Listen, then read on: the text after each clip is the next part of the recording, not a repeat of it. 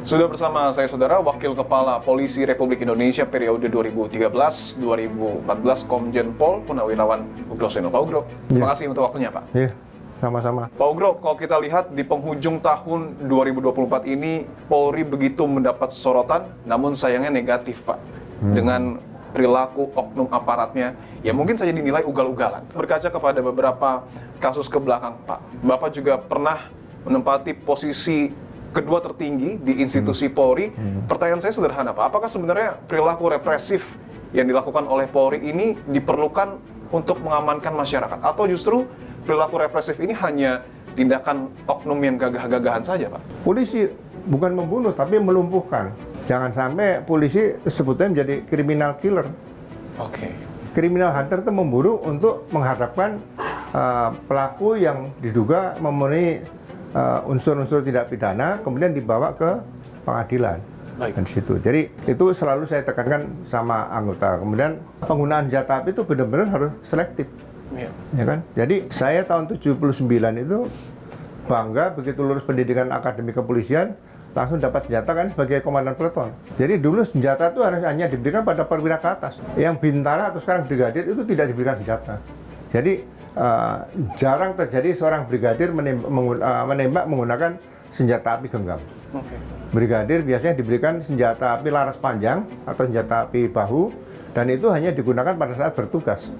Kalau di luar tugas harus dikembalikan ke gudang. Standar-standar seperti ini juga harusnya ditekankan kembali bagaimana tentang penggunaan senjata api. Jadi tidak bisa setiap orang itu diberikan senjata api seperti itu. Oke. Ya, jadi ya menurut saya perlu dievaluasi kembali tentang prosedur penggunaan senjata api supaya tidak terjadi hal-hal yang seperti yang terjadi saat-saat ini. Gitu. Oke. Kalau kita lihat di Semarang kan sudah tersebar luas juga CCTV-nya. Ada Aibda Robik yang kemudian menembak siswa SMK Pak, yang diduga ini menyerempet dirinya. Artinya itu sudah menyalahi prosedur, jauh menyalahi prosedur. Penggunaan senjata itu biasanya dilakukan secara bersama-sama dengan perintah anggota polisi kan perintah undang-undang. Jadi senjata itu bukan yang utama. Yang utama bagi seorang anggota polisi adalah mulutnya, bicara dulu. Oke. Atas nama undang-undang saya perintahkan bubar. Atas nama undang-undang saya perintahkan Anda berhenti. Bukannya justru dengan menggunakan senjata api. Sangat Senjata jauh. itu terakhir belakangan, dan itu pun digunakan untuk melumpuhkan, bukan menembak langsung. Proses hukum yang saat ini berjalan ini berfokus mungkin lebih kepada etiknya Pak, pelanggaran kode etik. Apakah artinya dengan rentetan kelalaian tersebut haruskah dipidana juga anggota Polri yang melakukan pelanggaran? Ya begini, kalau dilihat pelanggarannya itu lebih berat kepada pidana, ya tetap proses pidana. Jadi jangan dilarikan ke ini belum pidana, tidak bisa, harus tetap pidana. Nah, sekarang yang persoalan kan sudah ada propam. Ya. Itu kan selalu menyidangkan masalah pelanggaran kode etik.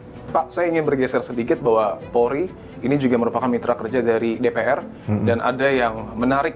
Komisi 3 mengusulkan bahwa dibatasi penggunaan senjata api oleh Polri, bahkan mungkin saja diganti beberapanya, seperti menggunakan tongkat atau pentungan. Pandangan Bapak? Begini, kalau saya kan sejak 2011 ya, setelah dari Polda Sumut saya banyak belajar ke Amerika. Pelajaran yang sulit untuk bisa lulus pendidikan pertama kali menjadi polisi itu adalah pengambilan keputusan. Kapan boleh menembak dan kapan tidak boleh menembak. Dikasih beberapa film itu. Kalau dia ragu ke menembak, itu pun juga tidak lulus. Tapi kalau dia main tembak juga bisa tidak lulus. Itu yang paling berat. Jadi walaupun pendidikan sudah cukup lama, tapi kalau terakhir ujian seperti itu nggak lulus, mereka harus mengulang lagi. Gitu loh. Ini harusnya kalau saya ya tetap dilengkapi dengan senjata. Jangan terus karena orang emosi dicopot, nggak. Cuma diatur kembali bagaimana tentang penggunaan senjata api yang terbaik sesuai dengan standar. Kalau bisa setiap anggota polisi dilengkapi dengan body kamera tadi, sehingga bisa dipertanggungjawabkan.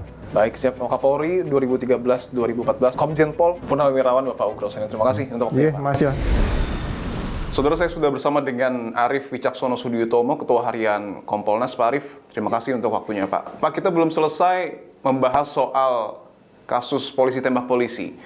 saat ini kembali terjadi, tetapi polisi menembak pelajar siswa SMK hingga tewas. Ada juga tudingan apa yang kemudian dilakukan oleh Aibda Robik ini semacam bentuk excessive force, Pak, atau tindakan yang berlebihan dilakukan bahkan kepada siswa SMK. Kompolnas sepakat. Excessive use of force itu mungkin bisa sepakat. Itulah sebabnya ketika tidak berapa lama kejadian tersebut, Pak Irwasum yang barusan dilantik menjadi Irwasum termasuk naik pangkat bintang 3, beliau datang ke sini dengan tim lengkap. Itu termasuk kami sarankan untuk menghindari, meminimais masalah excessive using force tadi atau abusing of power tadi, itu kita mesti berpikir tentang senjata yang akan digunakan Polri ke depan. Jadi mungkin bisa disarankan semacam non-lethal weapon, atau artinya adalah senjata yang tidak mematikan tetapi melumpuhkan. Tetapi ini bukan berarti terus seluruh polisi gebiah-uyah pakai non-lethal weapon, tidak. Satuan-satuan tertentu yang memerlukan tugas-tugas khusus seperti Brimob, Densus atau Gegana sesuai kebutuhan mereka, ya monggo. Jadi mereka tetap sesuai dengan ketentuan yang diberlakukan. Gitu. Penggunaan non-lethal weapon itu sebaiknya harus dipertimbangkan. Pengalaman saya tahun 98 kerusuhan, saya mengendalikan pasukan, baik pasukan Polres Jakarta Timur didukung oleh Polsek dan banyak pasukan BKO. Itu pun saya lebih memfokuskan pada personil itu adalah penggunaan tongkat dengan tameng. Waktu itu tongkat dengan tameng bambu. Kalaupun toh ada mereka gunakan senjata panjang yang ada magasin, mungkin isinya antara 20-30, itu saya perintahkan 10 kasih peluru karet, 10 kasih peluru hampa. Dan alhamdulillah 2 tahun saya jadi Wakapolres Jakarta Timur mengendalikan pasukan zaman kerusuhan. Begitu saya masuk Setkrim, saya nggak dipanggil sama Komnas HAM, ya kan?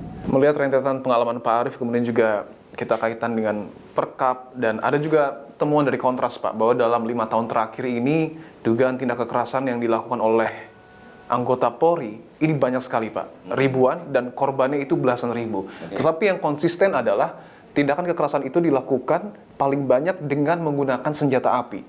Kompolnas melihat dari temuan ini dan pengalaman Pak Arief, apakah betul bahwa banyak anggota Polri yang menggunakan senjata api tidak sesuai dengan prosedur, Pak? Ya, saya menyarankan kita harus konsisten terhadap anggota Polri itu diuji kelayakannya.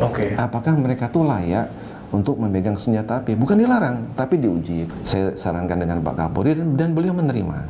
Dan Wakapolri Pak Irwasum menerima. Menerima kenapa? Ke depan itu dilaksanakan uji kelayakan.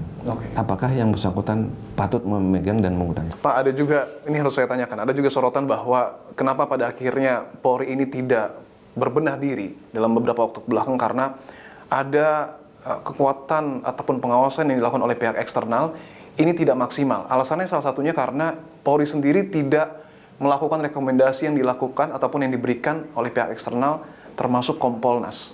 Tanggapan Anda? Jadi gini, maksud saya itu eksternal itu harusnya fair. Apa yang mereka capai, apa yang mereka, yang tadi dikatakan ada namanya abusing of power itu kita lihat tingkat keberhasilan Polri dengan ya kayak gini-gini ini, Mas. Nah, jadi itu yang harus kita jangan, memang ini sangat bagus masukan ini untuk menjadi masukan Polri untuk berbenah diri. Tapi kita jangan lupa mereka juga punya pencapaian. Ya, kalau misalkan kayak kemarin yang kita lihat, kita barusan melaksanakan gelaran Pilpres begitu luar biasa, toh aman kan dengan segala macam dinamika yang terjadi. Gitu, Mas. Artinya kita juga harus melihat bahwa tidak hanya peristiwa negatifnya saja, tetapi banyak prestasi yang kemudian dilakukan oleh Polri. Terima kasih Pak Arief Wicaksono Sudiutomo, Ketua Harian Kompolnas, atas waktunya. Ya, terima kasih.